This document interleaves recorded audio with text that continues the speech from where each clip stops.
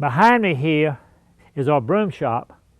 It was donated by Donald E. Green, located about 5 miles east of here, and it was moved here in 1989.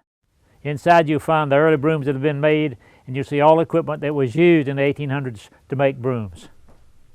As you enter the broom shop, noted the hollowed out barrel on the right holding the broom handles. This was made from hollowing out of a tree. Sometimes you could burn it out, and some were just natural.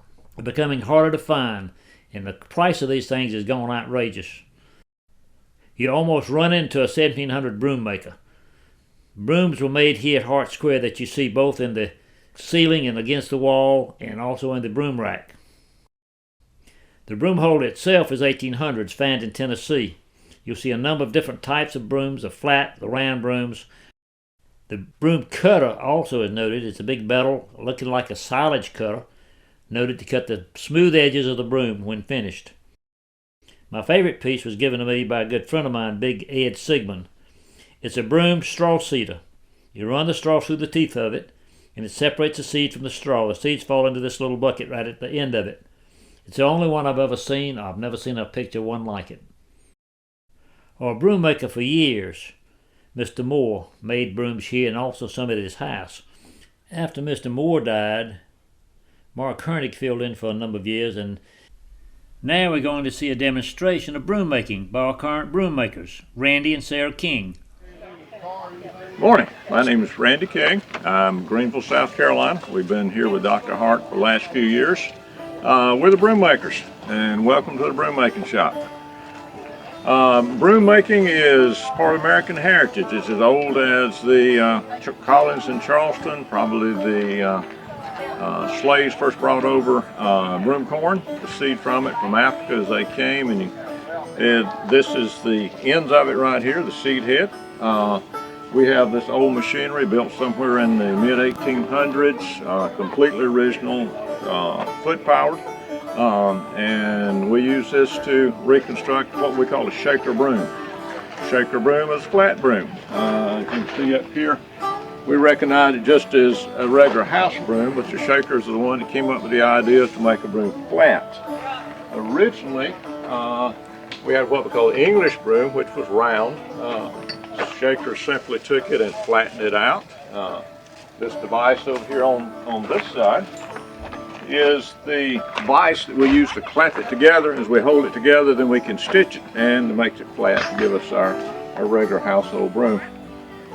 Process is relatively simple. Well, we have wire that's under a lot of tension, and as we feed the wire on the handle fits into the machine. As we take our foot, we press the pedal down. As the pedal turns, we add more straw under it, under the wire, and as the broom keeps growing to the size we want it to grow.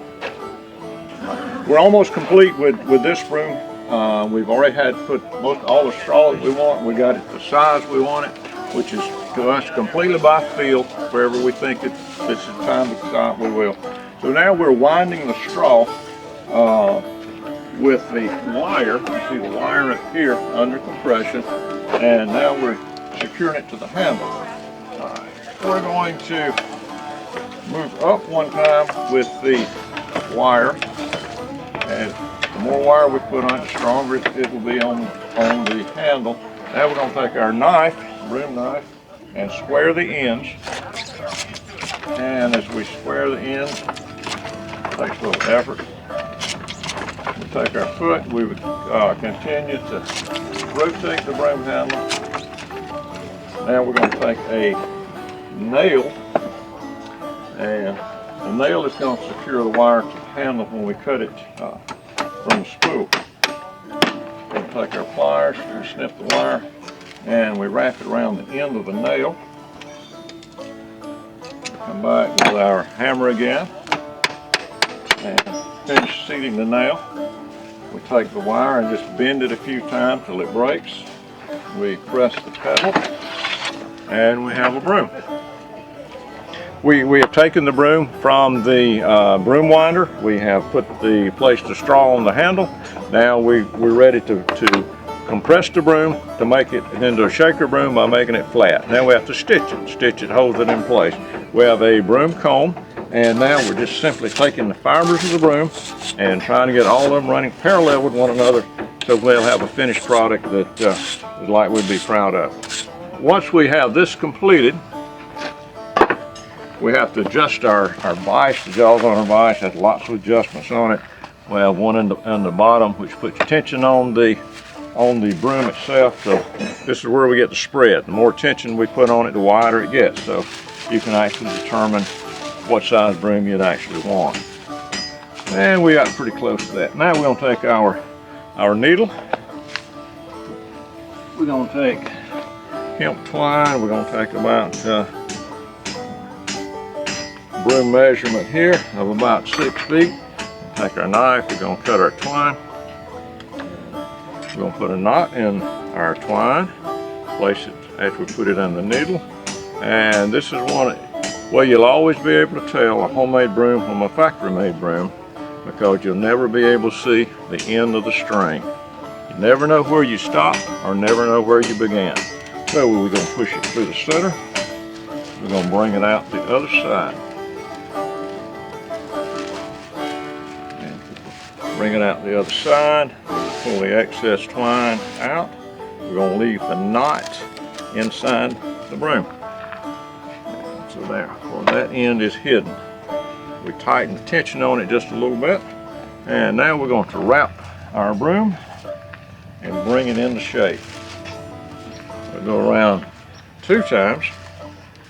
Once we do that, we'll place tension on the broom and get it to about the size we want it. We're going to put a little more tension on the vise to get a little more shape to it. And now we're going to begin our stitching process. Blacksmith makes these, can't buy them anymore. We're simply going over, and we're going through the broom to the back side, coming out the other side under the string that we wrapped around it. All right, we're going to go back the same way. We're going over and under. As we go over and under, we pull the string real snug. And simple process now, just keep going. And different stitches can be any width apart, whatever the particular broom maker makes. Stitch is like a signature. You can actually look at a broom and almost tell who made it by the stitching. Okay. And we'll keep going on and do this. We'll get all the way to the end. Then we'll actually put 3 layers on here to finish it out.